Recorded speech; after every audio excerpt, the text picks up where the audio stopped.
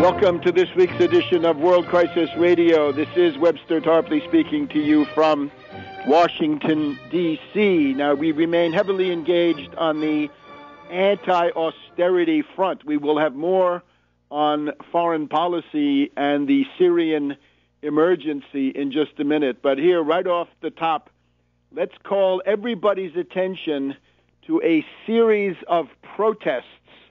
They are billed as candlelight vigils, but let's treat them as protest demonstrations. They are organized by National Nurses United, NNU. National Nurses United is one of the most militant, most political, most intelligent unions you're going to find anywhere. They are fighters. They are the ones who broke the back of the Schwarzenegger fascistoid regime in California. They harried him mercilessly. They showed up at every one of his appearances. He never lived it down. So the National Nurses United is organizing protests in 20 U.S. cities, and most of these are on Monday, the 10th of December. So by the time you hear this, if you're listening to this over the weekend on Saturday, Sunday, or indeed Monday during the day, you have plenty of time to go to these things. Monday, December 10th, and they're generally in the late afternoon. They're in the twilight hours, 4 to 6 p.m. There is one exception, which it's going to be essentially over even as we speak. There was one in Chicago at noon on Thursday, December 6th. Don't let Senator Durbin slash vital programs. And they're organizing a Durbinville at Federal Plaza, downtown Chicago, Adams and Dearborn. Now, this shows good spirit. Durbin, of course, is one of the top leaders of the Democratic Party in the Senate. He is an austerity ghoul. He is part of the infamous BS Commission, the Bowles-Simpson gaggle of austerity ghouls who have done so much to advance the degeneracy to the point that we now see in Washington. So don't let Durbin slash them. Not just the Republicans, Durbin and a Durbinville. Of course, that would be like a Hooverville or a Cleveland Cafe, if you want to go back even further. So that was at noon today. By the way, we're recording early. It's December 6th. St. Nicholas Day, 2012, here in Washington. I just want to go through this list so you get an idea. I'm urging people who support the United Front Against Austerity. If you're an activist of the United Front Against Austerity, you should go and attend these protest events of National Nurses United, NNU. You should go, however, with the leaflet that's on the UFAA webpage, the all-purpose two-sided intervention leaflet. Go there with a sign that says Wall Street sales tax, because what the nurses are doing is a great thing. On the one side, you can see they've got posters, "Don't push seniors off the fiscal cliff, tax Wall Street," National Nurses United. Unfortunately, they work with this unfortunate name, Robin Hood tax, which I think comes out of the bowels of the Second International, the Socialist or Yellow International in Britain, in particular, left-wing Labour Party, and this is not the full Monty in terms of what we need as the Wall Street sales tax. In other words, it's too small, and it's not going where it needs to go, because we need it for federal revenue. We need to stop genocide here in the United States right now. That's where it has to start. Charity does begin at home, and that's what we're proposing. So the main problems with Robin Hood tax is this is a name which is not going to help you here in the United States. I don't think anywhere. Maybe in Britain for very specific reasons, but elsewhere not. And the other thing is that it's too small, what they're proposing, and it goes to the wrong direction. But let's not let those quibbles get in the way. As a matter of fact, that's exactly why you want to go to these demonstrations, show up, have a leaflet, and talk about these differences, right? We're in the United Front. The United Front is Tax Wall Street. The details, we reserve the right to educate people. I just want to go through this list so you get an idea. There are lots of places you can do this, especially in California, where this union is quite strong. But in addition to Chicago, where they had it today, I'm going to have to go fast, so listen carefully. And you can see this. I just put out a tweet. You go to the Webster G. Tarpley Twitter feed, and you will find this, perhaps a few tweets down by the time this program goes on the air on Saturday. But Austin, Texas, Bakersfield, California, Bangor, Maine, Boston, Massachusetts, Campbell, California, Concord, California, Duluth, Minnesota, Fresno, California, Gold River, California, Hyattsville, Maryland. I think that's the one I'll be at, with Chris Van Hollen. He's in the leadership. He's an austerity ghoul. Kalamazoo, Michigan, Los Angeles, California, New York, at the Wall Street Bull, Bowling Green Park, 26 Broadway. In Los Angeles, it's at Henry Waxman's office. Great. Orange, California, San Francisco, California, Seminole, Florida, St. Louis, Missouri at noon, Stockton, California, Vista, California. Now, the other thing I would recommend is people who are primarily from the United Front Against Austerity, primarily the listening audience here, if you're in a place, and you can go and check this, you can check this list on the NNU website. It's the nationalnursesunited.org website. If you're in a place where they don't have a demo, you organize a demo. These are primarily focused on the offices, the district offices of members of Congress, senators, and members of the House of Representatives. For example, in Boston, it's at Senator Kerry's office, 1 Bowdoin Square. Some of these are for leftists, right? Concord, California, Representative George Miller, right? You know, he might be one of the better ones, but more backbone, gotta back him up. Pelosi's office in San Francisco is one of the places. You get the idea. If you're someplace where the NNU is not and the UFAA is, then get the contact number off this NNU website and say, we, the United Front Against Austerity, we're holding a demonstration. You're invited to come to our demonstration at the office of the congressman, of the senator. And our slogans, I think, are going to be clear. No cuts, no genocidal austerity, 1% Wall Street sales tax. The National Nurses United very usefully put a ad on the side of the metro buses here in the nation's capital. They have a picture of that up there. NNU says, don't push seniors off the fiscal cliff, tax Wall Street. Now, naturally, we have to have something a bit broader. It's not just seniors. It's not just Medicare and Social Security that are under attack. Remember that Social Security also includes disability benefits that anybody can get at any age. But also we've got to think about unemployment benefits. Those have got to be funded, and those cannot be sustained without this kind of tax income. Food stamps, perhaps more than anything, is the central front in terms of immediate genocidal effects, right? If you got 50 million Americans who really have nothing left, no job, no jobless benefits, no health care, no welfare, because Clinton stole that 15 years ago, what they're left with is food stamps. And if you start cutting that, that's genocide. Democratic proposal, minus $5 billion. Republican proposal, minus $20 billion. So we've got the Republicans on the express train to Nuremberg and the Democrats on the local to Nuremberg, but they're all headed to Nuremberg. So also think about child nutrition, think about Pell Grant, think about child health. It's got to be broad. We'll be back in a minute on World Crisis Radio. Welcome back to World Crisis Radio. So we are recommending that all supporters, well-wishers of the United Front Against Austerity, and I hope that's everybody listening in, go to the National Nurses United demonstrations. Your presence is a friendly one. You're not protesting them. You're joining their protest, but inevitably you're going to be the radical wing of the protest. They're going with H.R. 6411, the Inclusive Prosperity Act.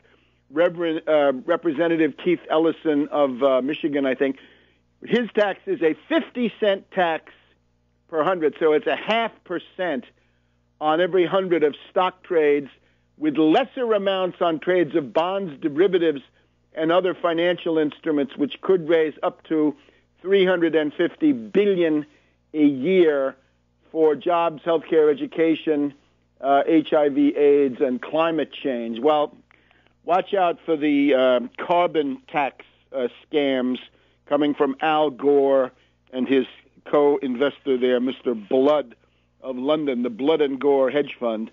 You see what the issue will tend to be. And why less on derivatives? No, stocks are at least in some cases, a share of ownership in an industrial corporation. There are a few left. But derivatives are always parasitical. If anything, the rate on derivatives should be higher, not lower, and other financial instruments, so that you would then be getting, if you put a proper tax on the notional value, the value of the underlying pledged asset, or the asset from which the price of the derivative is thought to be derived, according to the Black-Scholes method or whatever it is. You've got to add that at the full 1% minimally. There's going to be a differential. Again, it's got to be tax derivatives more, not less, because they are always parasitical, destructive, and toxic. So according to my calculation, and you can see this on tarpley.net, you can see that the 1% Wall Street sales tax gets you into the many trillions of income, of revenue for the federal treasury. And that, again, has got to be split with the states. And the principal destination, which I think they're recognizing, they're saying don't push seniors off the fiscal cliff. It doesn't say don't push the polar bears off the fiscal cliff or the penguins off the fiscal cliff. It says human beings. And again, it's more than seniors. It's anybody who needs food stamps. That can be anybody of any age. Anybody, any family that needs unemployment benefits if a wage earner has lost a job, that can be at any age. And then the specific ones, the WIC, high-protein meals for expectant mothers and babies, that's got to be covered. And then the S-chip, the state insurance, health insurance for children. So and things like Pell Grants, right? If you're a low-income student, your only chance to go to college is Pell Grant. All of these things. So it's a much broader spectrum. And, of course, to the extent that the federal government has guaranteed student loans, when we, and I say when, we engineer the student loan freeze, the moratorium, and that then presumably will become an amnesty within a few years, a cancellation, there will be something the federal government will have to pay on that, unless we can convince certain zombie bankers to relent. Maybe we can do that too. Maybe if they've got criminal indictments, they might be more reasonable. But you get the idea. So we will require this for human purposes.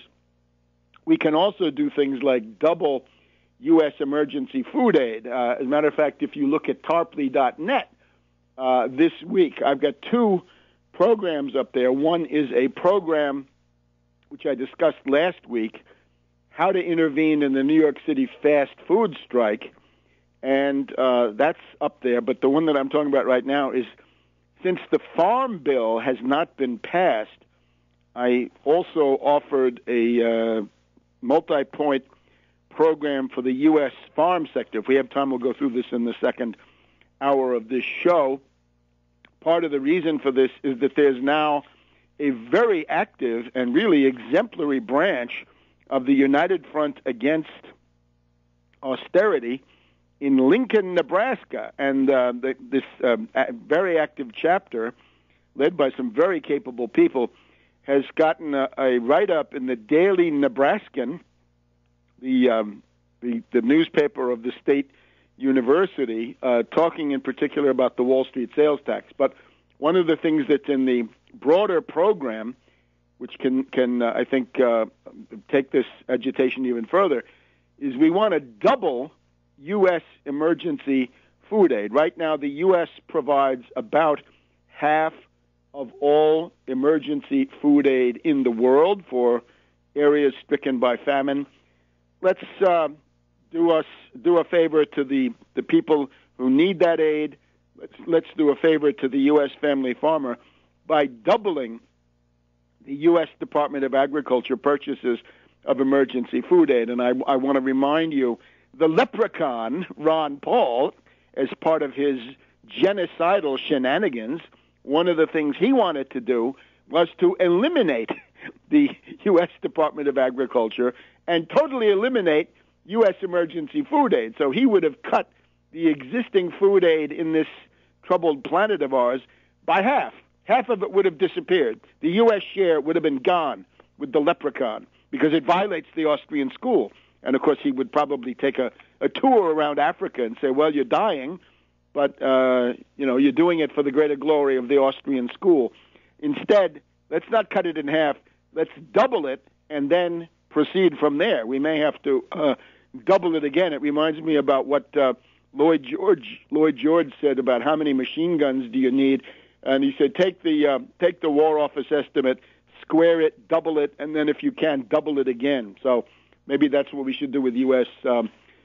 food aid. And the farmer and all food consumers would be all the better off. So I'm strongly recommending that people get out there, right? It's a very timely thing. It's Monday, December 10th. Go to the National Nurses United webpage. Take a look at those locations. And again, if you're in a location where they are not, call them up, see what they have to say, and say, look, send your members to our demonstration. We're the United Front Against Austerity. We're with you on this issue. We have some technical differences, but that should not be allowed to obscure the need to put this Congress under pressure.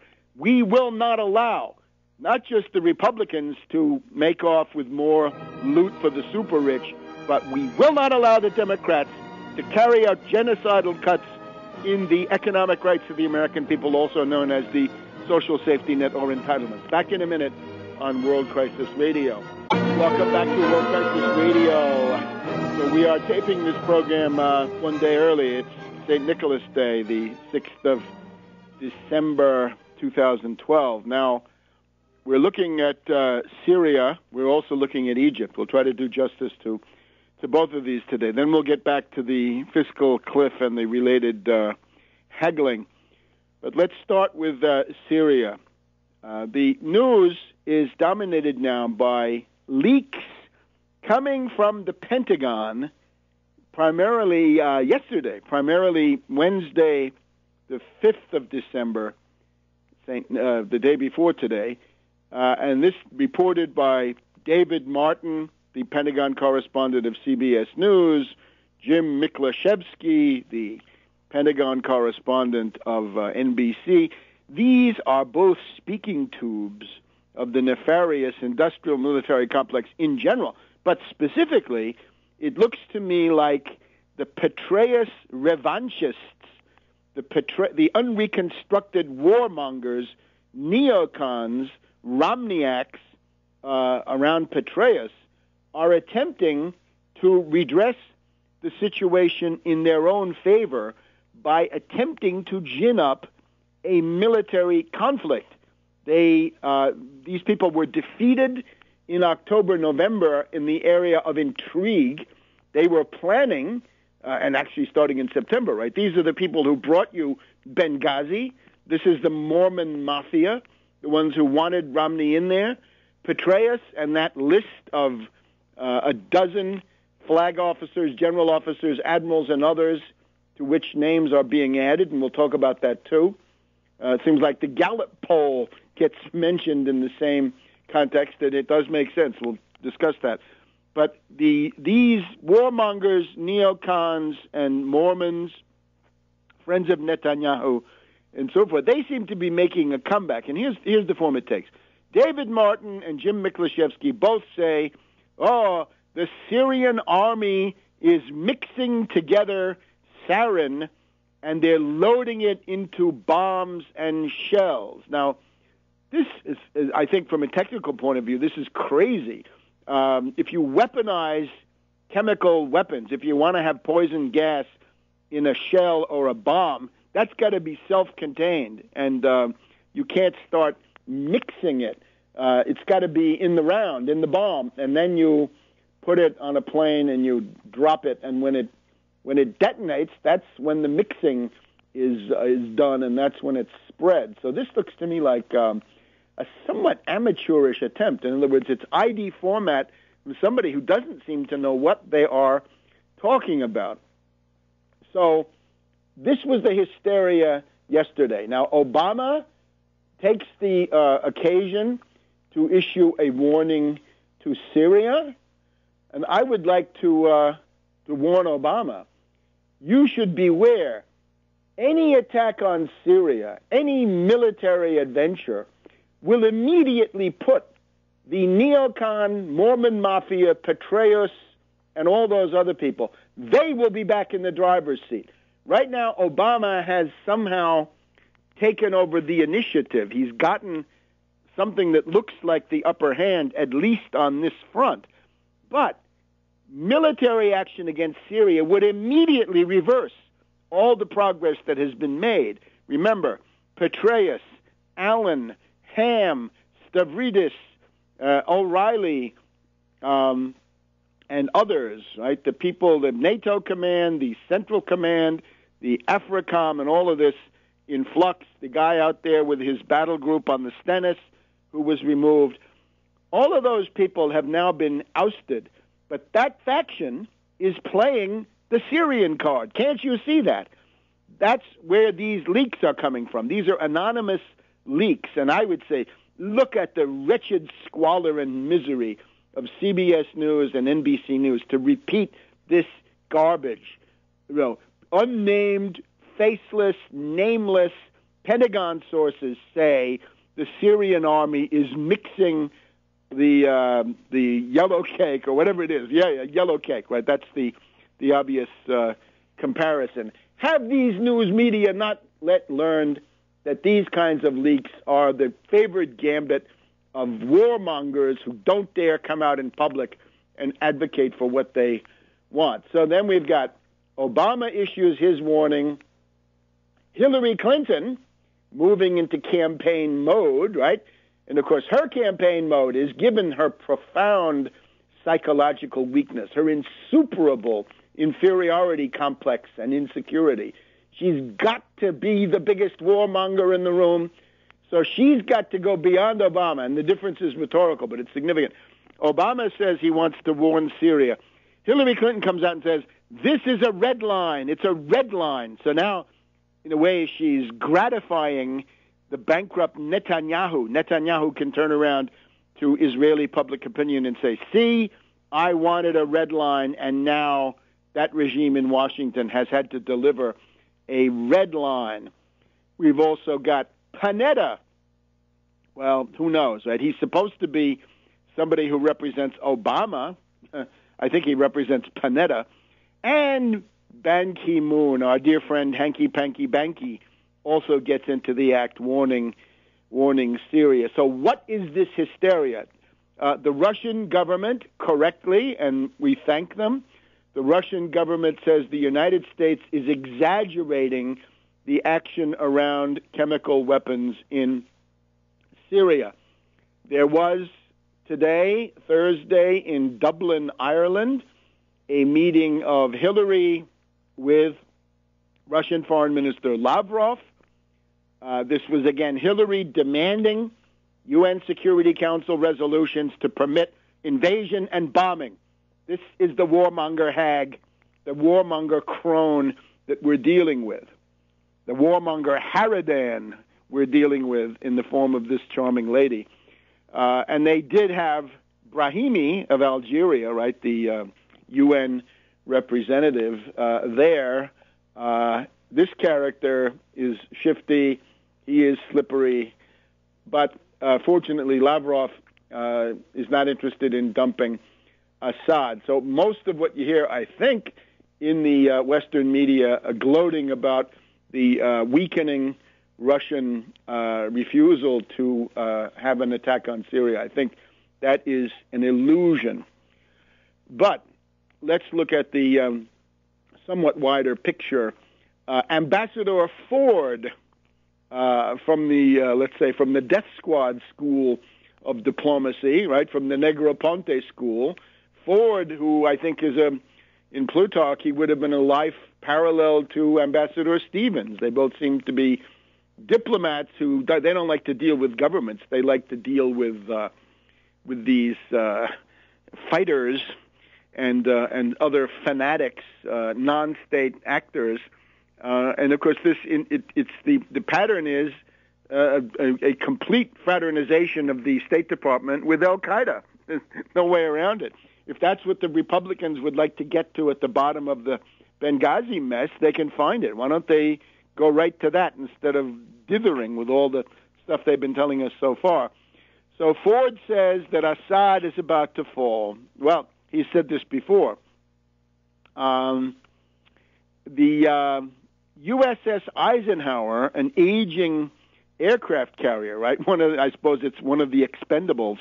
They always, in the past, right, when they had to send something into the Gulf in a hot time, they would always pick one of the older ones in case something went wrong.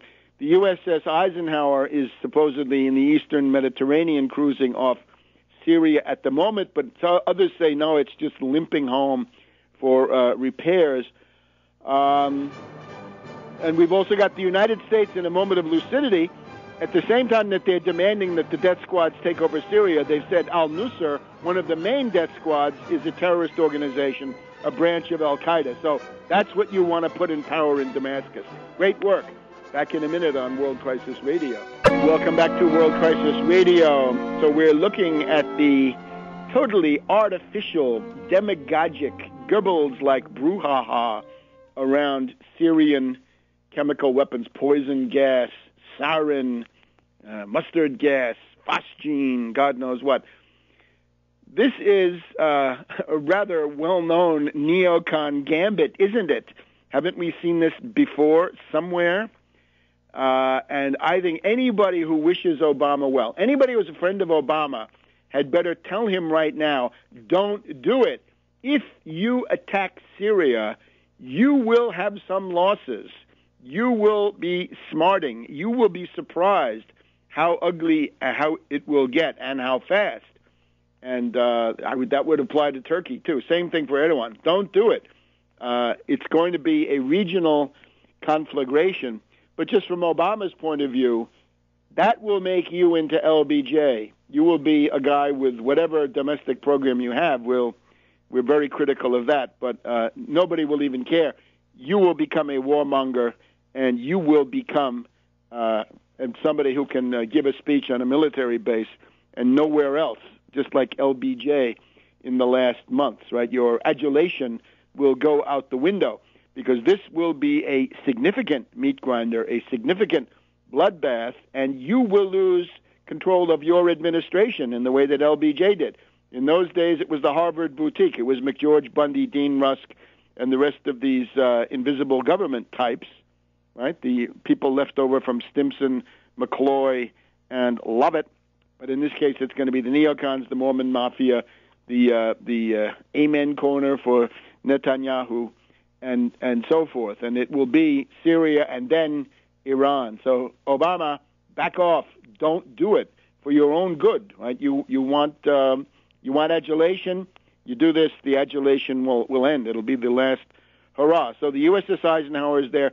The U.S. once again has declared al-Nusra as a terrorist organization. This is one of the principal death squads that are operating there. But you've also got the U.S. Patriot missiles under NATO auspices have been moved to the Turkish-Syrian border. And the significance of this is this can be used already to establish a no-fly zone for the Syrian forces, in the sense that if you fly a Syrian jet or a helicopter over Syrian territory but near the border, then they can take a pot shot at you with this Patriot missile. And what does that invite? It invites retaliation. So don't do it. If you don't want war, then act in order to promote peace. So this is now, I think, a significant mess. Now, it's going to get worse. You've also got to watch out for Hillary Clinton, because Hillary Clinton wants to propitiate precisely the neocons and the Netanyahu gang, because she imagines that she'll be able to straddle the party divides, because she can say, I can reach out, I can work across the aisle. I'm a big warmonger. I can please even those neocons. Right? This is the fatal flaw of Hillary. This is why Hillary Clinton should never be president. Never, never, never. Under no circumstances. She can be perhaps useful to block somebody else, but not that she ever gets to the Oval Office. Next week in Marrakesh, Morocco, we're going to have a meeting of the Friends of Syria. You remember this group, right? With friends like this, you don't need enemies. And the U.S. is fixing to recognize the Syrian National Coalition, which means Al-Qaeda. So that's who they're going to recognize. The U.S.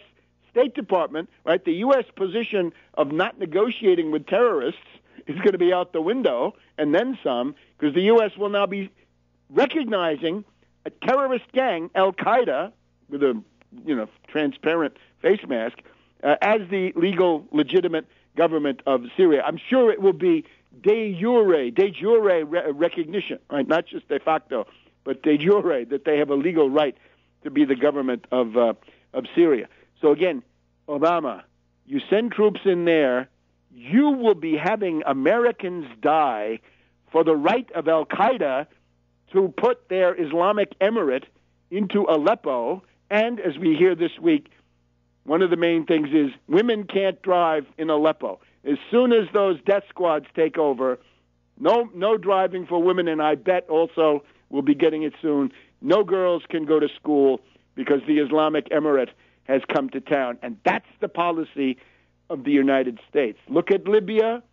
Libya is now dominated by death squads. That's what you're going to have in Syria if this is pursued. Now, I don't think it will, because I think there's plenty of fight left in the Syrian army, the Assad government, and the other groups that will simply be wiped out, the Christians, the Alawites, and many others who don't want this to occur, the Kurds, the Druzes, and so forth. So that's I think, the Syrian situation. Now, look on to Egypt. They say that Morsi is the new pharaoh. He's not the new pharaoh. You know who the new pharaoh of Egypt is? Madame Lagarde, or as we call here, Madame Lagarce of the International Monetary Fund. Madame Lagarce is the one who has successfully broken the resistance of Egypt to imperialism once again, using the inherent corruption, greed, cupidity of the Saudi-controlled Muslim Brotherhood, the Ikhwan. The Ikhwan has caved to the IMF big time, and they have caved to riba. They are now practicing usury. Man, this is not your father's Muslim Brotherhood, let me tell you.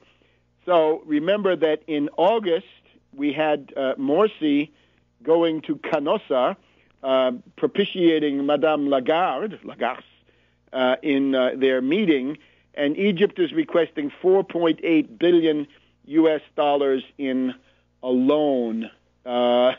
We warned you about this. This was the main issue regarding the Muslim Brotherhood and Morsi in general. Would they submit to International Monetary Fund conditionalities, the abrogation of sovereignty, throwing away whatever this so-called revolution had accomplished? And they've done it. And what you see on television, all this stuff about the Sharia law, about the Constitution, the referendum, the judges, and all these other things, this has a certain reality. But I would certainly say that the social energy that is being projected into those issues comes from the austerity which has already begun to be imposed. And in particular, the IMF goes into a place like this and they say, those gasoline subsidies and those food subsidies, the typical things that Egypt has had since Nasser, right? Nasser said we can't pay world market prices when it comes to poor people. They've got to have help in buying cooking oil, food items, and certain things that they need for heating and indeed for cooking, right? Certain kinds of subsidies and later gasoline subsidies added in. Those have been around since Nasser. When Sadat tried to tamper with those at the beginning of the 1980s, there were immediate riots, and now there are again. Surprise. As I've always said, you raise the price of something as basic as gasoline, you'll get some riots. So here's the way it goes. These conditionalities of the IMF loan have begun to be implemented, and this started in the last week of November. So what you're seeing is now with the beginning of the austerity bite. Austerity is national suicide for anybody. It will not work. It will make the deficits bigger. It will not help, and you'll destroy the labor power. So here's what it is. What they implemented in the last week of November is to just about double the price of gasoline, okay? A liter of gasoline under the old regime, pre-November, would cost you 2.75 Egyptian pounds. Thanks to the IMF imposing conditionalities and demanding that this be done, the price of a liter of gasoline has doubled to, or just about doubled, not quite, but almost, to 5 Egyptian pounds. So you've doubled the price of gasoline. Imagine what would happen here in the U.S. if you doubled the price of gasoline from one day to the next. Well, not surprising. You'd get riots. And in Egypt, you're getting them. The answer is roll back the IMF. And the Muslim Brothers had better figure that out, because this is usually. We'll be back in a minute. Welcome to our second hour of World Crisis Radio. This is Webster Tarpley speaking from Washington, D.C. on St. Nicholas Day, and reminding everybody, take a look at the National Nurses United website, nationalnursesunited.org, I think, is the one. Take a look at the protests that they're holding at selective congressional offices in 20 cities. I read off some of the places in the first hour. There may be more.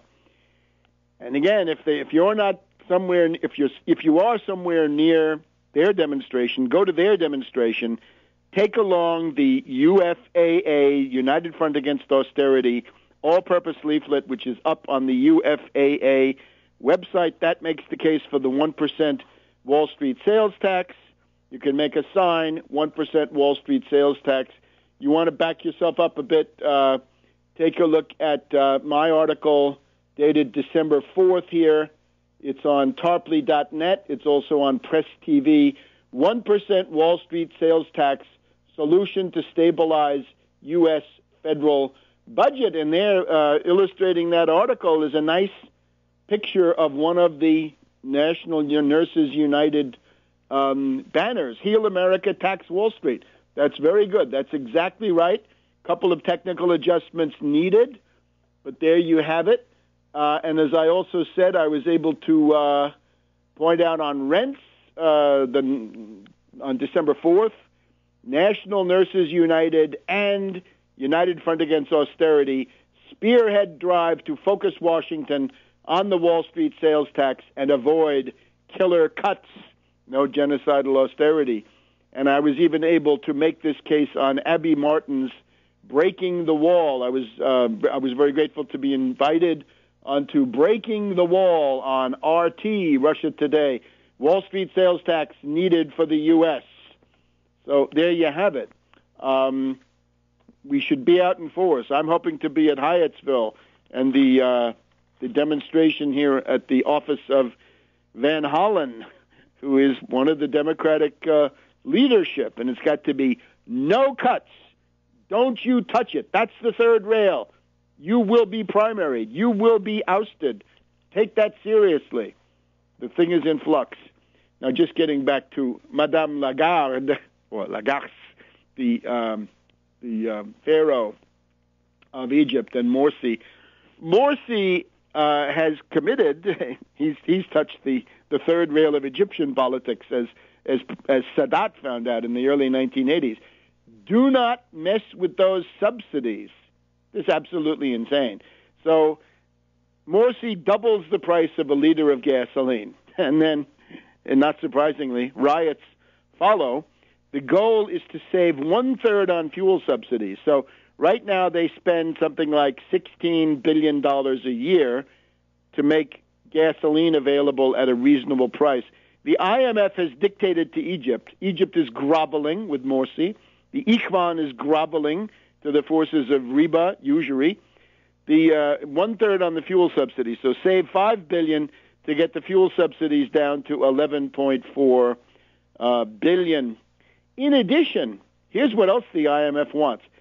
First, the IMF says to Egypt, increase the sales tax, a regressive tax, the ones that the oligarchs barely notice. But, of course, the felachin, the peasants out there in the field, they notice it very much because that hits them much harder. But as if that weren't enough to go beyond a mere sales tax to a full-fledged value-added tax. In other words, even worse, the most oligarchical regressive form is going to be a value-added tax on the European model. This is not good. You don't want to tax adding value. You want to tax things that you want to get less of, like derivatives. That's the genius of the Wall Street sales tax. And the IMF is demanding property taxes and telecommunications taxes and or user fees. And they want budget austerity. My God. The deficit of Egypt, they say, the Egyptian deficit has got to be reduced from 11% of GDP last year to 8.5%. So they're demanding 2.5% of killer cuts, genocidal austerity. And, of course, in the middle of it, Morsi has a theological argument that when the IMF lends you $4.8 billion, they want usury, they want interest, riba. And Morsi has given a speech saying, no, it's not riba. We don't do that. We don't engage in forbidden activities. But I'm sorry, dear Morsi, that's exactly what you're doing. So this, I think, is tragic. It shows that the people who are interested in reform needed to pay more attention to economic program from the very beginning, and realize that the problem with the Muslim Brotherhood is that this is exactly what they're going to do. And I've warned about this repeatedly. Right? I pointed to this quite a few times. So that's the tragedy ongoing in Egypt. Now let's look at the haggling here in the U.S. First of all, let's look at the struggle front. We have a few more things from the struggle front. I would urge you to take a look at Tarpley.net. Always check Tarpley.net. Check Webster G. Tarpley Twitter feed. When you go to Tarpley.net, you can easily go on to Twitter and to Facebook. They're all hooked in. Let me remind you, if you don't want to be completely bewildered by what's going on now, if there's going to be an attack on Syria, it's going to be the CIA Mormon Mafia taking the lead, right? The revanchists who now want revenge because their man was not allowed to seize power with a vote fraud-assisted Karl Rove signature coup. Just too weird. It's a prophetic title. Just too weird. Bishop Romney and the Mormon takeover of America, polygamy, theocracy, and subversion. And out of those, I would focus on Mormon takeover of America and subversion. And let me remind you, it was actually interesting when we thought, what should the title of this be? There was a debate about it. So there was a certain sentiment say, call it the Mormon Putsch. But what's a putsch? Many people don't know. They've forgotten what a putsch is.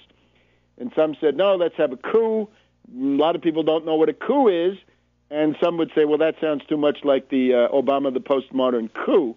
So call it a takeover. But that is very nearly what happened. So this book essentially gave you better insight into the news than your than your daily newspaper by far, because it was out in front of these events, right? The manuscript was finished in mid-September.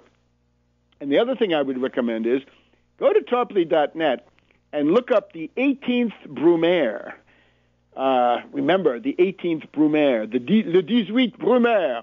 This is the coup d'etat by which Napoleon Bonaparte dispersed this committee of 500 people, and he got rid of, whatever was left over from the directory and other things, and made himself the first consul. In other words, the coup that gave state power to General Napoleon Bonaparte is the 18th of Brumaire, and it's the 9th of November, 1799, I believe. So that's in the French Revolution. That's a classic coup, right, for the whole 19th century in Europe. That was the coup par excellence, so much so that when Marx wanted to come around and mock Louis Napoleon Bonaparte, he said the 18th Brumaire of Louis Napoleon Bonaparte. Well, if I'm writing about that as when Petraeus got promoted or demoted to Afghanistan, the 18th Brumaire Petraeus, I'm saying that he's a coup artist, he's a putschist, and that's what we see. Back in a minute. Welcome back to World Crisis Radio. Webster Tarpley here in Washington, D.C. Let me also point you towards this draft farm program of the United Front Against Austerity. Restore the American family farm. That's the purpose. Let me just tick off the points. Stop all farm foreclosures with a modernized version of the New Deal Fraser-Lemke Act. Debt moratorium for insolvent farmers for the duration of the world economic depression. Nationalize the Federal Reserve. Start providing 0% long-term federal credit for farm operations, that would be more short-term, and capital improvements longer-term.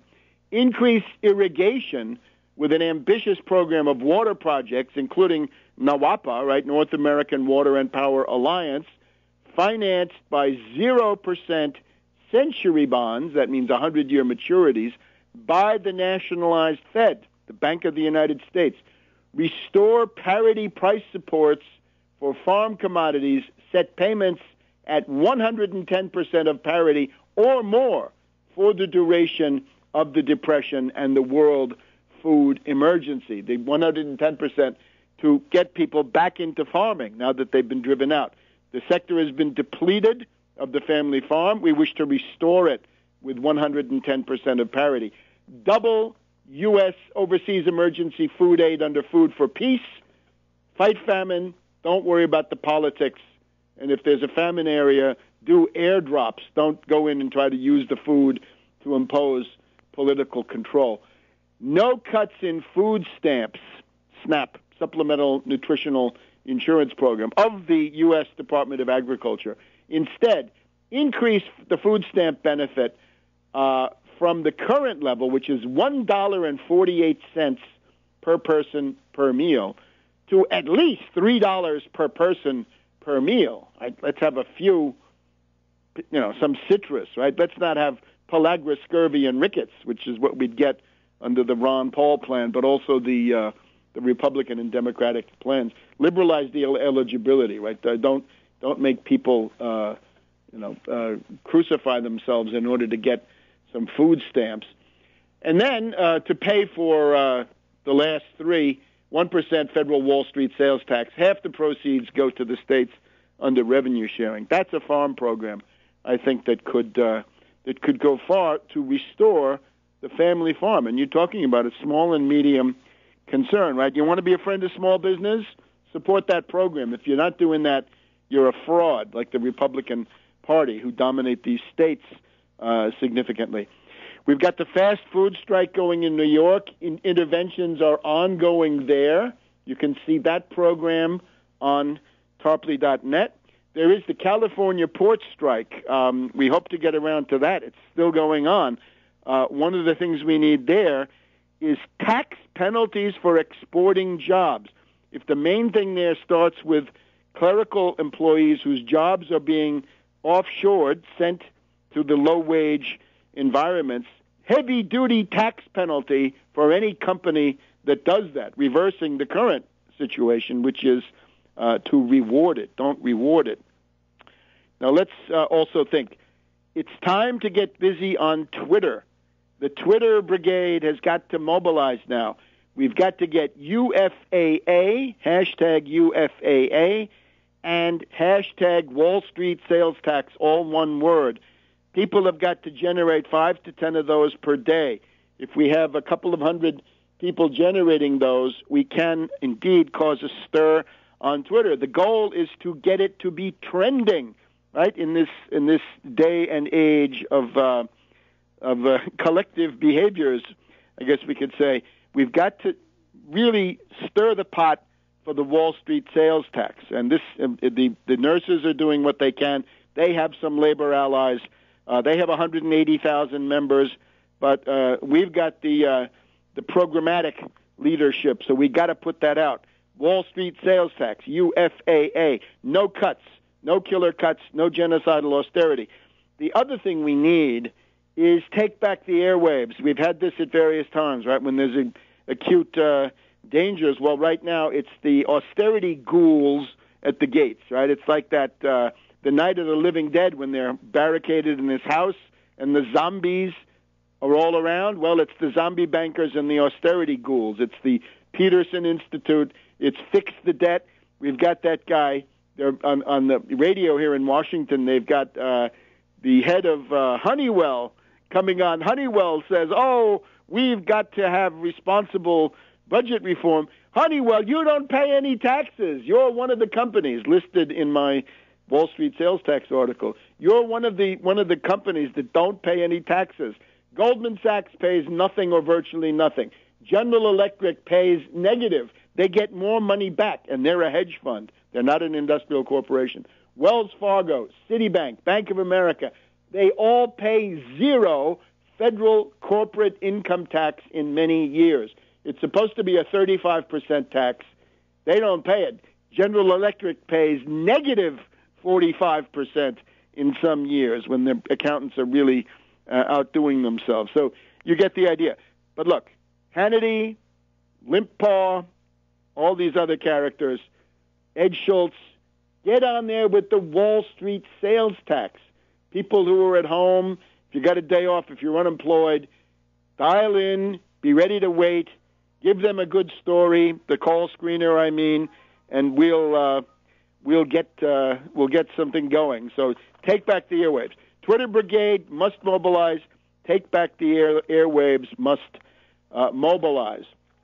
Now, in terms of what's going on, Obama, as planned, is planning to sell you out, and it takes the following form. I've got here the Politico of Tuesday, December 4th. The White House proposal is to get, this is all over 10 years, right? These are 10-year figures. In terms of deficit reduction, well, first of all, the capitulations are Obama is willing to discuss deficit reduction. Obama willing to discuss deficit reduction. Why are we doing that? We should be talking about job creation.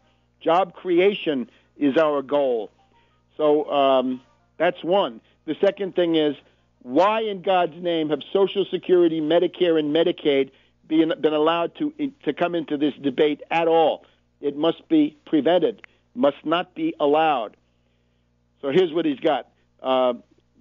Restore the Clinton tax cuts, the tax rate. So abolish the Bush-era tax cuts for incomes above $250,000, I think, for a married couple. With that, they plan to get almost $1 trillion.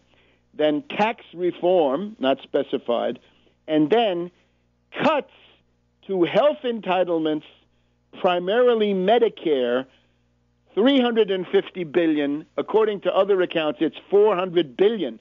Now, wait a minute. Obama, you've already carved out probably $700 billion. If it's not $700 billion, it's $500 billion from Medicare. And now you're going to have another $400 billion. You're going to get up to $1.1 trillion carved out of Medicare, and you're going to tell me this has no impact on the benefits? Because they say, oh, we gouged that all out of the providers. No, I'm sorry. That will not work. It cannot be allowed. Back in a minute on World Crisis Radio. Welcome back to World Crisis Radio. Webster Tarpley here in Washington, D.C. So here's what it is. We've got the full secret text of Obama's infamy. This is from the Washington Post Wonk blog. Susie Kim, Khimm, already had this on November 29th at 6 o'clock in the afternoon. The White House's fiscal cliff proposal, Republican aides circulate what they say is the White House opening bid. Stage one, immediate increase in top marginal rates, as well as capital gains and dividends, $1 trillion almost. Additional taxes go up $600 billion, 2009 level estate tax, alternative minimum tax and business tax extenders plus minus 236, payroll tax extension and or an alternative policy spends $110 billion. Now on this one, no extension of the payroll tax holiday, FICA, no, that destroys the financial integrity of Social Security. It is not a delicatessen for people who want to find ways they can promote themselves primarily, right? If you want to do that, go back to the making work pay tax credit, $400 per person, $800 tax credit for a couple. That's more money, it's more significant, and it doesn't attack Social Security. And then they say that they have various kinds of spending, a $50 billion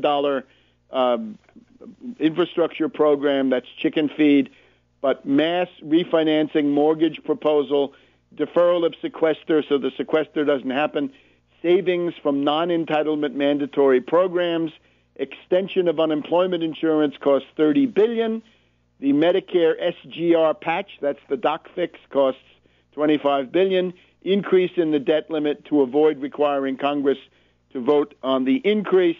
And only in stage two, according to this, do we get tax reform consistent with a $1.6 trillion tax increase. That's astronomical. That's going to be an attack on the middle class. And entitlement policies from Obama's fiscal year 13 budget, which could bring $400 billion in savings. Now, that's the one we have to address. There are some other things that are wrong with this in other forms, but the big thing is, no, you cannot gouge $400 billion more out of Medicare.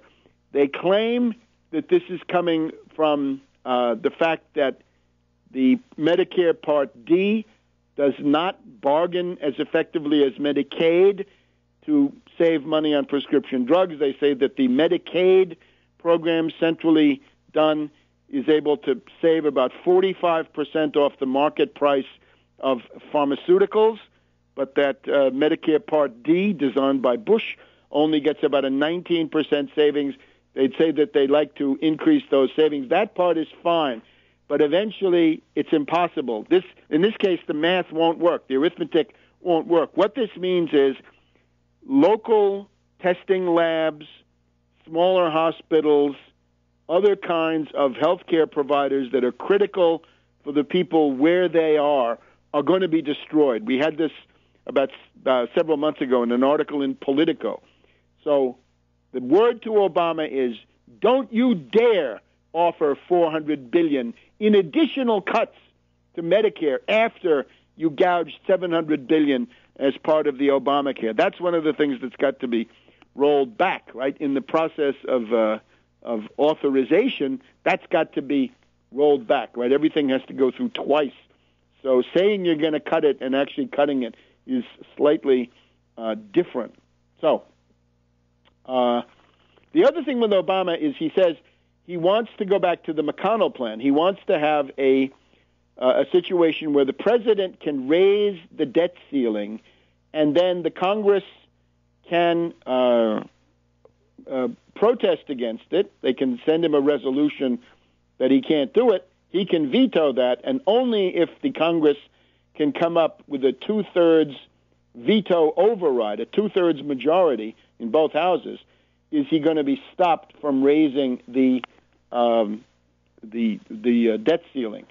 Now, it is, of course, imperative. This is a step in the right direction, I guess, a step in the right direction that we cannot have this gang of right-wing anarcho-fascists calling themselves the Tea Party, right? These party of national sabotage, constantly playing hell with the public financing and the integrity of the U.S. government. We've had enough of this. And it would be fine if you can get this from these reactionary Republicans. But remember, you don't need to. You've got the Constitution working on your side. So another capitulation, another evidence of Obama's inveterate weakness is that he seems to think that he needs this. You don't need it. Here's what you have. 14th Amendment, submitted by Congress June 16, 1866, ratified July 28, 1868. It's been around. And here we go into Section 4. This is the 14th Amendment, Section 4. The validity of the public debt of the United States authorized by law, including debts incurred for payments of pensions and bounties for services in suppressing insurrection or rebellion, civil war, shall not be questioned. So, the parts that are most valid today. The validity of the public debt of the United States authorized by law, including, but not limited to, including, forget what it includes. It means the whole thing, expressly including these, but expressly including everything else, shall not be questioned. And therefore, we conclude, and we've said this before, the debt ceiling is unconstitutional. The debt ceiling is a monstrosity. Once you have incurred those costs, once you have had the legislation passed, remember, only Congress can spend money. So once you've spent it, you've spent it. And if the Treasury needs to borrow in order to pay the bills on what you've spent, then so be it. That part has got to be automatic. So we cannot have the fascisto-Republicans constantly sabotaging, disrupting with their lunatic concepts. Right? This is a party whose time has definitely passed. We have the 14th Amendment. It's explicitly for this. So we see Obama saying, I won't play that game. Prove it, Obama. If you won't play that game, say, look, I invite the Congress to negotiate in good faith, but I want to reassure everybody around the world the dollar is a currency. The U.S. Treasury bills and bonds play a critical role in the world economy. We're not going to cause chaos, disruption, bankruptcy, and so forth. The public obligations of the United States will be paid, and some gang of yahoos, rednecks, and cretins in the House of Representatives simply will not be allowed to. So, and you don't like that boner, right? Then do what? Go to the Supreme Court. It'll take forever. And indeed, then, the answer to the Supreme Court is, as Lincoln said, Justice Toney has made his decision. Now let him enforce it, right? So don't let this happen. So, the 14th Amendment. Back in a minute on World Crisis Radio. We'll come back to World Crisis Radio. The situation we now have is, let's do a little bit of a historical comparison. You got to imagine the Bolsheviks in Moscow and St. Petersburg in the summer, July 1917. The government is Kerensky. He's an agent of the Entente, the British and the French, and he's oppressing you, and he's bad. He's got your people in jail. But you've also got Kornilov and the White Army of fascist killers approaching from the outside. So, as Lenin said, you make a block with Kerensky until you have disposed of the Kornilov danger, and then you turn and settle accounts with Kerensky. So it's something along these lines. Now, We are therefore adrift on the sea of adventures. We've got this clique of flag officers, some of whom have been purged. Some of them I don't think any of them are still in command of troops. And in particular, you notice that the brigadier general who was accused of raping a subordinate was the number 2 of the 82nd Airborne Division. You want to have a coup, got to have them. That's clear. He has been certainly removed from his post, and similarly. So you've also then got to think about these attempts of an economic policy coup, sort of the Gingrich type. So take a look at this. It's on the White House website, November 21st, 2012. Presidential Memorandum, National Insider Threat Policy, and Minimum Standards for Executive Branch Insider Threat Programs. So this is a document you don't see. This is the letter of transmittal.